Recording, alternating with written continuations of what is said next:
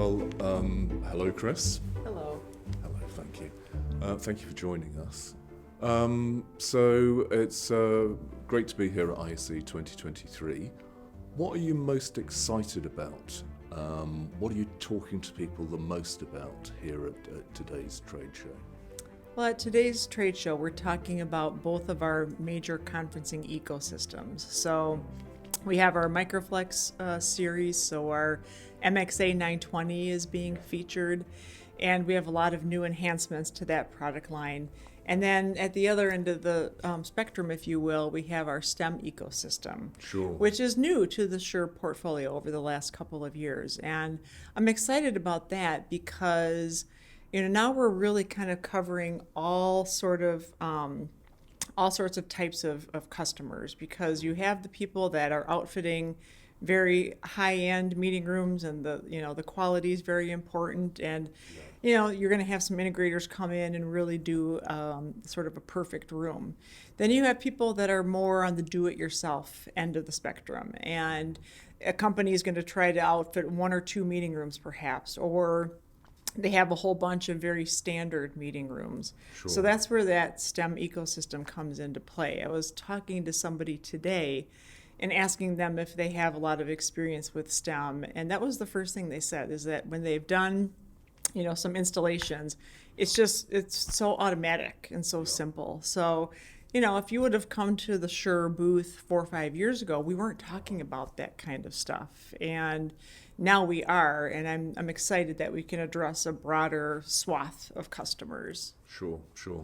I mean, do you think there's a big difference then between what's required in the high end and what's required in not lower down, but at the more everyday level? Yes and no. And the way that we're looking at it is a lot of these types of customers, although distinct, especially with the last 3 years, everything is kind of starting to merge.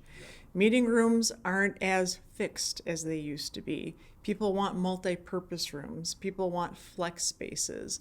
So when I described Microflex as being high quality, well, the quality, you're going to have that level of intelligibility and good audio sound no matter what kind of meeting you're running, because I think we all know when the audio isn't good, fatigue sets in, there's misunderstanding that people have in meetings, and it just, you don't get too far when you don't have that good audio. So the quality is important up and down the spectrum.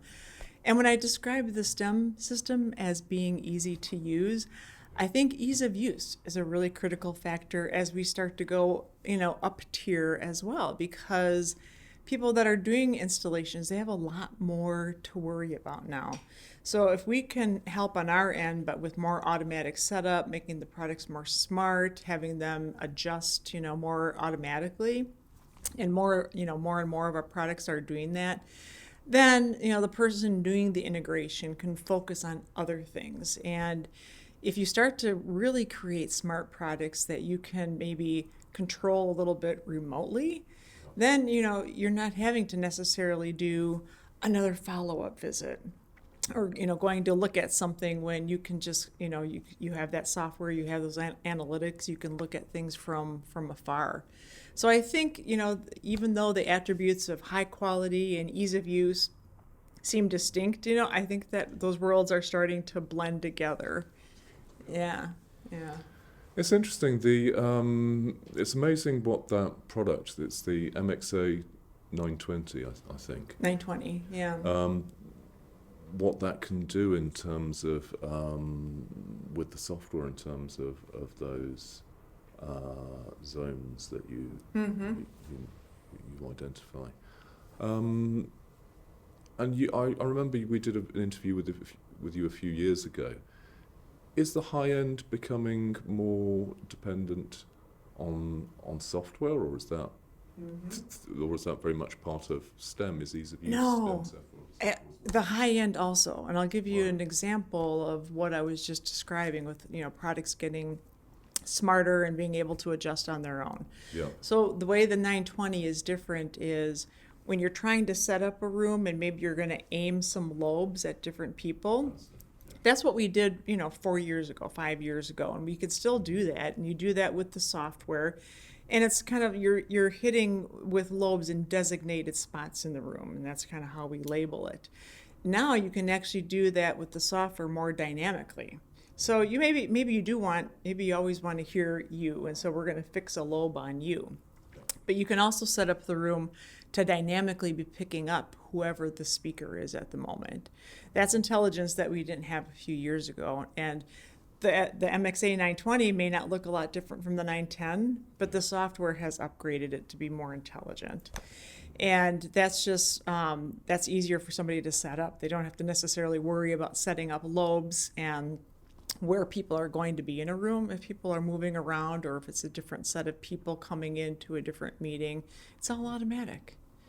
So the software does that. And looking at STEM, we followed STEM for a while. We were really interested in it because they were in, I think they were on the West Coast. Yeah, they're in Irvine, California. Yeah, and then they were acquired by Shure. Right. That's now fully rolled out and going out as part of It Shure? is. And the way that we rolled it in is we still have a team out in Irvine, California, which is Yeah. where their startup happened. Yeah. And there's an engineering team out there, and they're very much focused on that particular product line. They know it inside and out. Of course, they get now more support from the mothership in Niles, Illinois, so their team is augmented. But then from a go-to-market standpoint, we now consider it a Shure ecosystem. So like I described to you, we have our traditional Microflex ecosystem, and then we have our STEM ecosystem. So that's how it's been folded into the company from a go-to-market standpoint. So I understand what you're talking at the show about.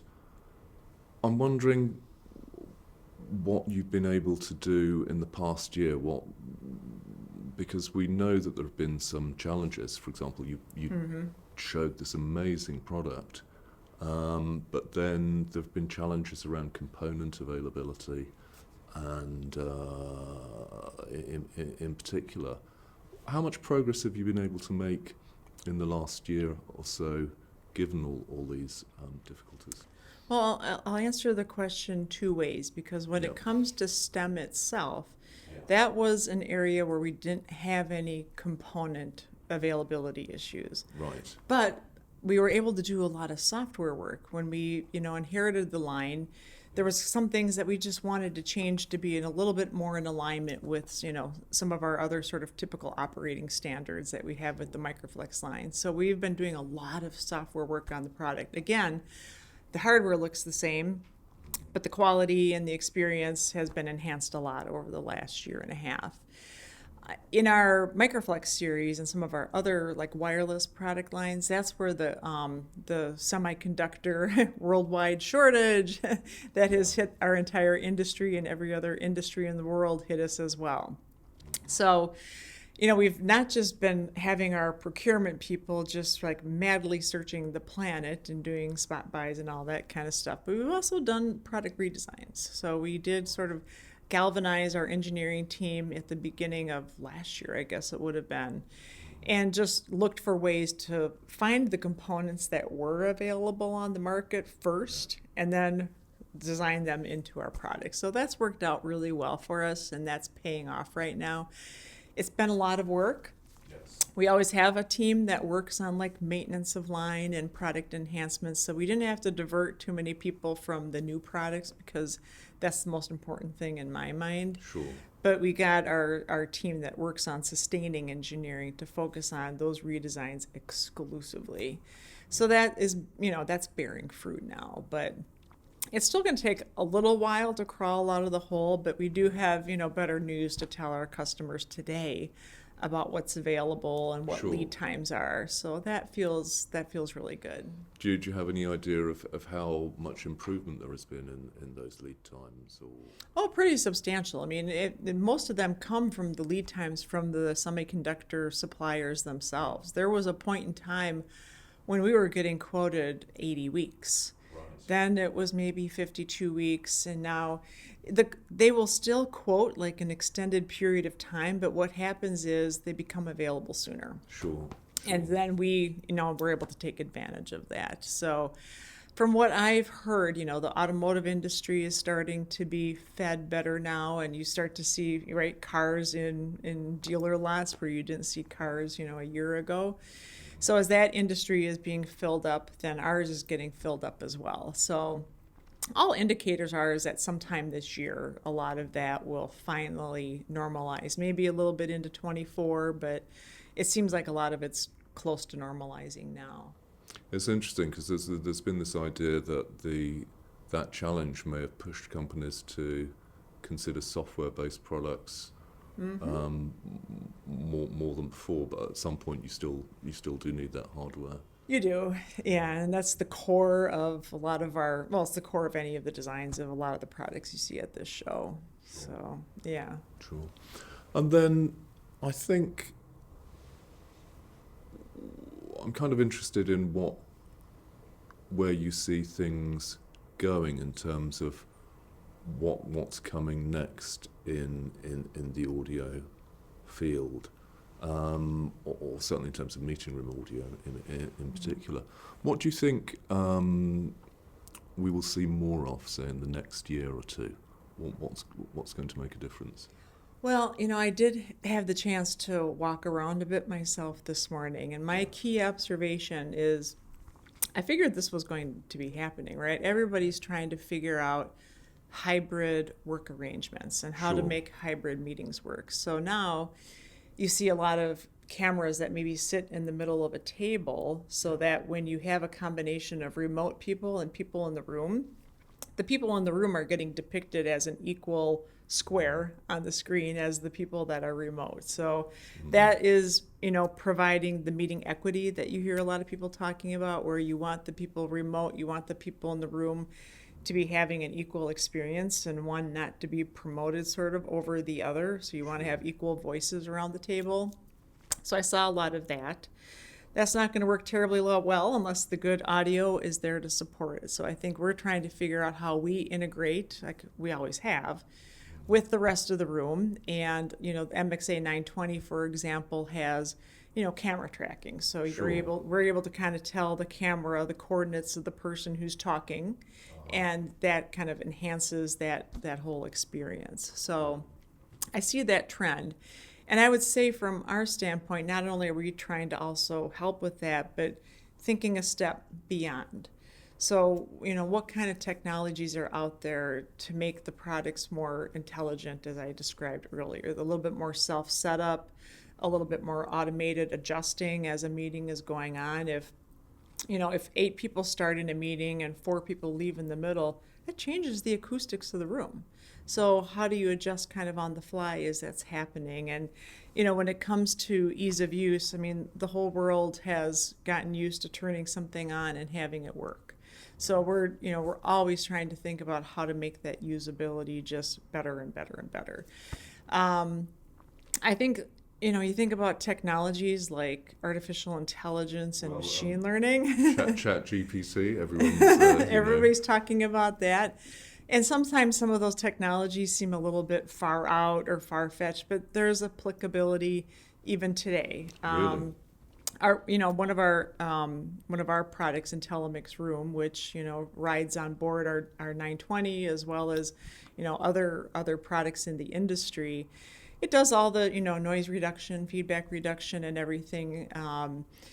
It has some machine learning capability. We do machine learning in our audio labs to help IntelliMix Room get smarter. It gets smarter by knowing, okay, this is the kind of sound I should be picking up, but this is HVAC noise in the room, or this is a truck driving by, this is a dog barking. So we kind of keep on retraining the IntelliMix Room, and when you get a software upgrade for that product, you're getting something enhanced, which is hopefully narrowing in on better and better audio. So that's an example of how machine learning helps us today. But there's even ways to think about practical applicability of artificial intelligence and other technologies, which maybe, again, they seem a little out there, but there's applicability today. And I think anything that helps with usability, setup, intelligence, that's what we need to be doing for sure. Well, maybe I missed a trick. Maybe I should have had ChatGPT sitting here and interviewing you. And Well, it hasn't been proven to be all of that, not completely replacement reliable. yet. Yeah, yeah. Okay. All right. Well, I think that's covered most of the ground that I'd like to cover. Thank you very much for joining us here at IC. Thank you. It was nice to see you. Nice to see you too. Cheers.